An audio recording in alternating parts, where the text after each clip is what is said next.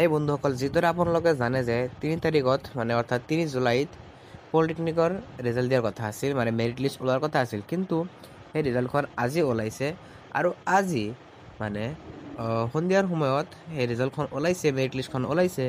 কিন্তু মই অলপ দেৰিকৈ ভিডিঅ'খন আপলোড কৰি আছোঁ। চাওক আপোনালোকে কেনেকৈ চাব আপোনাৰ নামটো লিষ্টত আছেনে নাই বা আপুনি কোনটো কলেজত পাইছে। তাৰ কাৰণে আপুনি প্ৰথমত গুগলত গৈ চাৰ্চ কৰিব DTE আছাম পলিটেকনিক 2025 এইখিনি চাৰ্চ কৰাৰ পিছতে আপোনালোকে চাওক DTE সাম্ৰাট গভৰ্ণমেণ্ট নামৰ এটা এইটোৰ এটা ৱেবছাইট আহিব। তাতে গৈ আপুনি আপোনাৰ যি ইমেইল আৰু পাছৱৰ্ড আছিল, অৰ্থাৎ আপোনাৰ যি ID, সেই IDখন আপোনালোকে লগ ইন কৰিব। গতিকে চাওক মই IDটো লগ ইন কৰি আপোনালোকক দেখাওঁ। চাওক এতিয়া মই ৱেবছাইটত আহি মোৰ IDখন লগ ইন কৰিছোঁ আৰু এতিয়া আপুনি কি কৰিব, এতিয়া ওপৰত যি 3 ডট দেখা পাইছে 3 ডট ক্লিক কৰি আপুনি ডেস্কটপ ছাইডত কৰিব। আৰু মই প্ৰাইভেচিৰ কাৰণে কিছুমান বস্তু ইয়াতে হাইড কৰি দিছোঁ।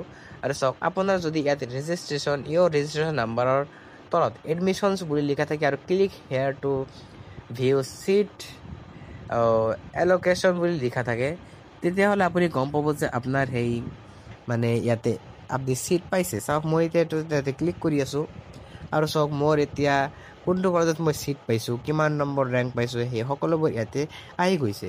গতিকে ইয়াৰ পিছত ছাইডত আপোনালোকৰ লিখা থাকিব একচেপ্ট অৰ ৰিজেক্ট।